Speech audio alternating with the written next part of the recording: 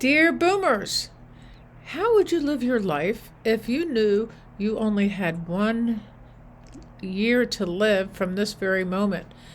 I have this book that Masa sort of tore up and left on the floor, and then I thought, well, this is meant for me to read. It's written by Stephen Levine, who is a pioneer in the realm of death and dying. I'm sure some of us here know who he is. He produces powerful ideas on embracing life with urgency, awareness, and a deeper sense of purpose and presence. Purpose and presence. Most importantly is presence, though, to be here now. And of course, he was one of Ram Dass's friends, so we all know what that means. Imagine living as if this was your last year. And how would you change? How would you approach each moment, each relationship, and each choice that you make? This is the profound questions that Stephen Levine proposes in his book, A Year to Live. How to live this year as if it were your last. In this video, we will discuss and explore Levine's insights on how to confront mortality. This can lead to a more meaningful and fulfilling life. He was a renowned teacher, author, and a pioneer in the realm of conscious dying and spiritual healing.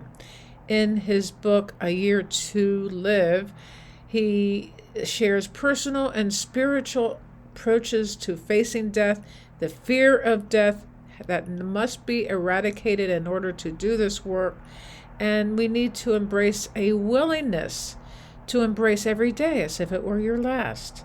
This practice, he suggests, can bring us closer to peace, gratitude, and a truly authentic way to live.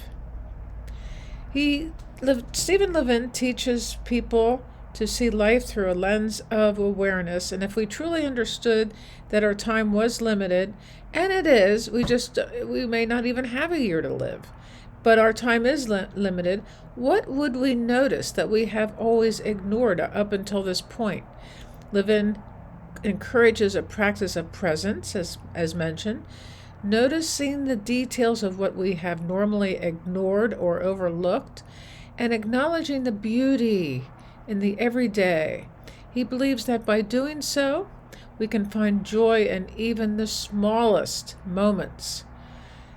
A major theme in A Year to Live is the power of letting go, surrendering to what is, and also surrendering to grudges, regrets, and attachments that weigh us down when we're attached to life, attached to our bodies, attached to material possessions. Levine writes about forgiveness as a transformational process, allowing us to let go of the past and free ourselves fully in the present. He believes that by releasing anger, we can clear the path to inner peace. So the point is that when you feel the anger, know that that is what you are feeling. Be present with it. Don't ignore it or repress it or deny it. Levine encourages his readers to develop gratitude and compassion by expressing gratitude for each day and showing kindness to ourselves and others. We create a deep sense of connection with everything and everybody. He believes that compassion is central to living well. It bridges the gap between us and others and brings us closer to our shared humanity. Perhaps the book's most challenging idea is to embrace death as a natural part of life. Levine suggests that when we accept our mortality, we release the fear that often holds us back. This acceptance allows us to live more freely, savoring life's moments without the fear of losing them. So Levine's book is not just a philosophy, but it's a practical guide. Here are some of the ways you can start your own year to live practice. If anybody wishes to do so, I'll give you a few pointers and also read some quotes of his that are very profound. Begin each day with a moment of mindfulness, I would say, and gratitude, acknowledging the preciousness of life. 2, practice forgiveness by letting go of old grievances, both with others and with yourself. And that keep a gratitude journal to reflect on daily blessings. And as Joe Dispenza's gratitude practice takes us a step further by imagining our life and what we want and have gratitude for that which has not yet occurred. And approach your relationships with love and compassion as if each interaction could be your last. The book isn't just a book. It's an invitation to transform your life by embracing the inevitability of death with an open heart, but by living each day as if it was our last. We learn to cherish what truly matters, foster peace within, and live with purpose. Thank you. Here are some quotes. Our suffering is caused by holding on to how things might have been, should have been, and could have been. The process of growth is, it seems, the art of falling down. Growth is measured by the gentleness and awareness with which we once again pick ourselves back up, the lightness with which we dust ourselves off, the openness with which we continue and take the next unknown step beyond our edge, beyond our holding, and into the remarkable mystery of being. When your fear touches someone's pain, it becomes pity.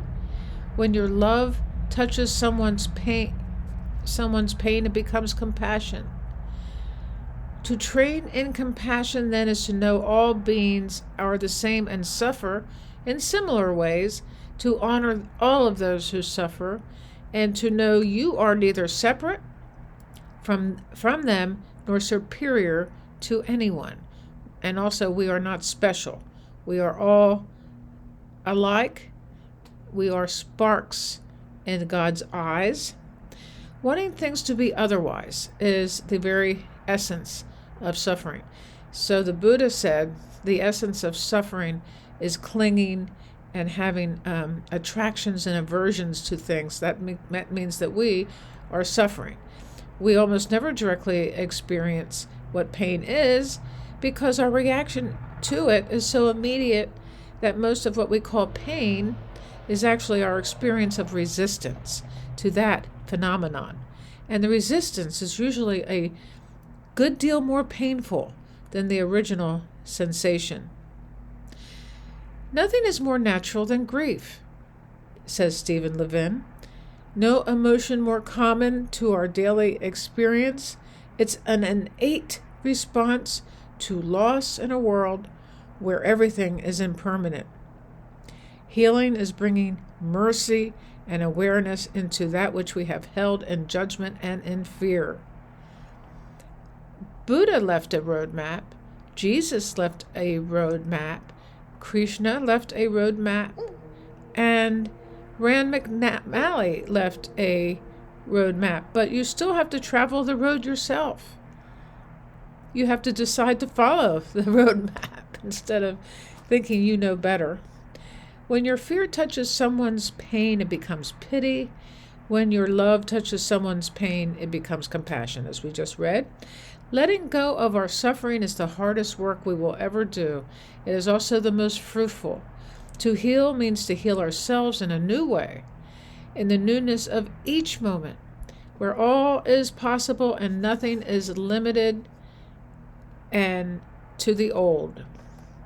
Healing comes when we meet our wounded places with compassion. Non-attachment is not the elimination of desire. It is the spaciousness to allow any quality of mind, any thought or feeling to arise without closing around it, without eliminating the pure witness of being. It is an active receptivity to life. If you were going to die soon and had only one phone call to make, who would you call and what would you say? And why are you waiting? The saddest part about being human is not paying attention. Presence is the gift of life, and listening and not talking all the time. The demons aren't the noise. They are our aversion to the noise. When you can accept discomfort, doing so allows a balance of mind. That surrender, that letting go of wanting anything to be other than it is right in this moment, is what frees us from hell. Acceptance is the key to liberation. If there is a single definition of healing, it is to enter with mercy and awareness those pains, mental and physical, from which we have withdrawn in judgment and dismay.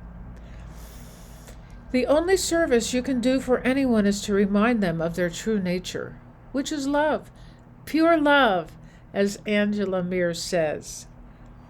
Letting the last breath come, letting the last breath go, dissolving into vast space, the light body released from its heavier form, a sense of connectiveness with all that is, all sense of separation dissolved in the vastness of being, each breath melting into space as though it were the last. Love is not what we become, but who we already are. Our work is to keep our hearts open in hell, which is often what the physical world is. To heal is to touch with love that which we previously touched with fear. It is trust in our vast don't know that allows room for the truth, that allows the next intuition to float to the surface. When the heart acknowledges how much pain there is in the mind, it turns like a mother towards a frightened child. Go to the truth beyond the mind. Love is the bridge. Death is just a change in lifestyle. Hell is not fire and brimstone, not a place where you are punished for lying or cheating or stealing. Hell is wanting to be something and somewhere different from where you are. So there we are. There's going to be a video that shows up right here. Enjoy it. Tell me what you think in the comments below.